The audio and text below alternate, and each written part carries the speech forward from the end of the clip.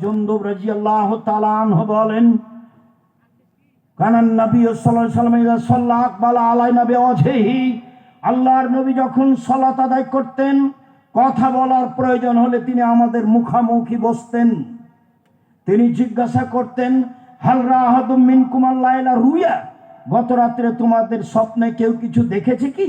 Fine রাআহাদুন কাসাহা, কেউ যদি কোনো স্বপ্ন দেখতো তাহলে বলে দিত, আল্লাহ রাসূল আমি এই স্বপ্নে দেখেছি।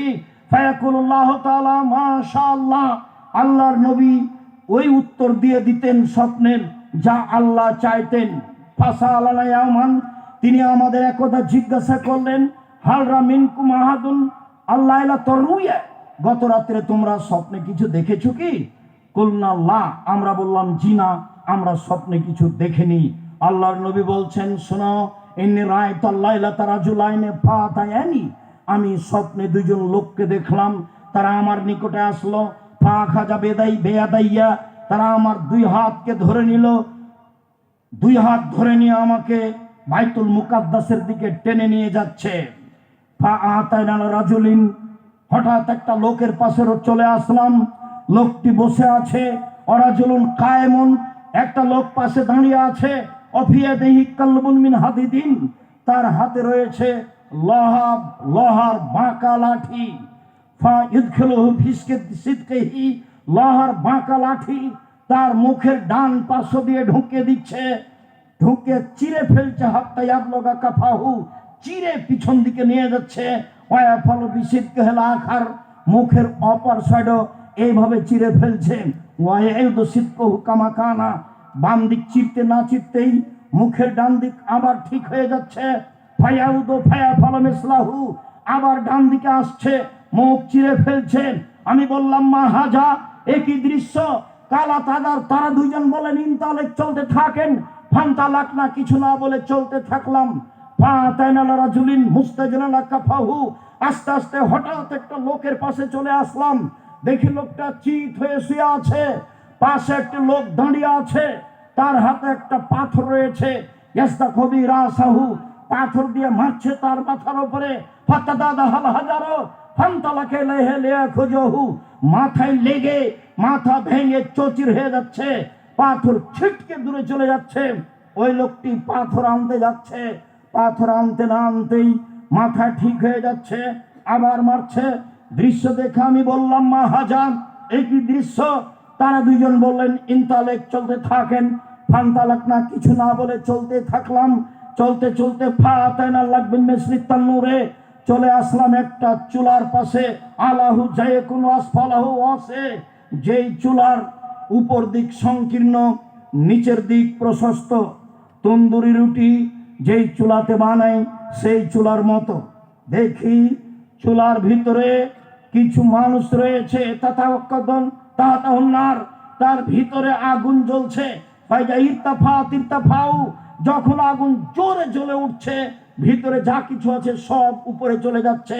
ফাইজা খামাদাত রাজাউ ফিহা রাজাউ মা ফিহা, আর যখন আগুন একটু কমে যাচ্ছে, ওই যা উপরে উঠেছিল তা নিচে চলে যাচ্ছে।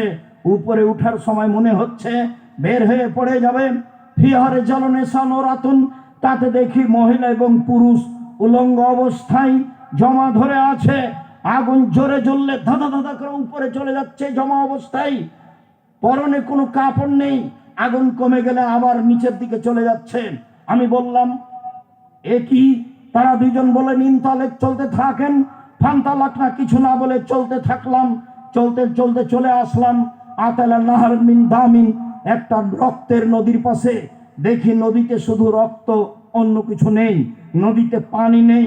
নদীর পাশে একটা লোক দাঁড়িয়ে আছে, নদীর মাঝামাঝিতে একটা লোক আছে। কুল্লামা আরাদা একরোজা, যতবার লোকটা নদী থেকে উঠে যাওয়ার চেষ্টা করছে, পাশে যে লোকটা আছে তার হাতে একটা পাথর আছে, মারছে মুখের উপরে। মায়ের কারণে লোকটা আবার নদীর মাঝামাঝিতে চলে যাচ্ছে। যতবার উঠার ইচ্ছা করে ততবারই তার মুখের উপরে পাথর মেরে তাকে রক্তের নদীর মাঝামাঝিতে করে দেয়। আমি বললাম, এ কি? তারা দুইজন বললেন, চলতে থাকেন। চলতে থাকলাম, কিছু না বলে চলে আসলাম একটা সবুজ বাগানের কাছে। বিশাল বাগান, গাছপালা খুব সবুজ।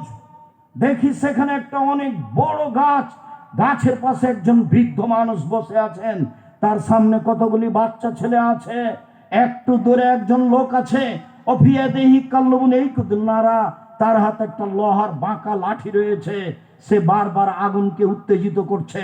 ফাসায়দাবিয়া সাজারা, তারা দুজন আমাকে গাছের উপর দিকে নিয়ে চলে গেলেন মাঝামাঝিতে। ওয়াদ খালানি দাঁড়ান মা রায় তাহাসানা কাত্ত, একটা ঘরে ঢোকালেন। এত সুন্দর ঘর আমি জীবনে কোনোদিন দেখিনি। সেই ঘরে রয়েছে সাবন, যুবক আছে, শাইখন বৃদ্ধ মানুষ আছে, তারপরে নিশা মহিলা আছে, আর সিবিয়ান বাচ্চা ছেলে আছে, অনেক পুরুষ নারী আছে। ফাখরা জানি, তারা দুইজন আমাকে সেই ঘর থেকে বের করে নিলেন। ফাসাদাবিয়া সাজারা, আলা উপরে আমাকে নিয়ে চলে গেলেন। ওয়াদখানে দাঁড়ান আর একটা ঘরে ঢোকালেন। হে হাসানা আফজল মিনহা, পরের ঘরটি আগের ঘরের চেয়ে অনেক অনেক অনেক বেশি উত্তম। সেই ঘরে রয়েছে যুবক আর সেই ঘরে রয়েছে বৃদ্ধ মানুষ। আমি শেষ পর্যন্ত তাদের দুইজনকে বললাম, এতক্ষণ পর্যন্ত কি দেখলাম তোমরা দুইজন বলে দাও। তারা দুইজন বললে, হ্যাঁ ঠিক আছে, সব আপনাকে বলে দেব। ওই যে আপনি প্রথম লোকটিকে দেখলেন, যে লোকটি মুখের দুই সাইডকে লোহার বাঁকা লাঠি দিয়ে চিরে ফেলা হচ্ছিল, ফারাজুলুন কাযযাব, সে মিথ্যা কথা বলতো, মিথ্যা আকাশে ছড়িয়ে যেত। ইফলবে ইয়াউমাল কিয়ামা, কিয়ামত পর্যন্ত তার মুখকে এইভাবে চৌচির করা হবে, চিরে ফেলা হবে, কারণ সে মিথ্যা কথা বলতো। মিথ্যা কথা মহাপাপ। তারপর আপনি দেখলেন যে লোকটা চিত হয়ে শুয়ে রয়েছে, ও হচ্ছে আলেম মানুষ, কোরআন হাদিস জানতো, সে রাতে কোরআন তেলাওয়াত করতো না, দিনে সে অনুযায়ী আমল করতো না, তাই তার মাথাকে ভেঙে চৌচির করে দেওয়া হচ্ছে। তারপর আপনি দেখলেন গর্তে নারী ও পুরুষ উলঙ্গ অবস্থায় জ্বলছে, ধাঁধা করে উপরে চলে যাচ্ছে, আবার নিচের দিকে আসছে। তারা হচ্ছে ব্যভিচারণী। অন্য এক বর্ণনায় এসেছে, আমি চলতে চলতে হঠাৎ এক সম্প্রদায়ের কাছে চলে আসলাম।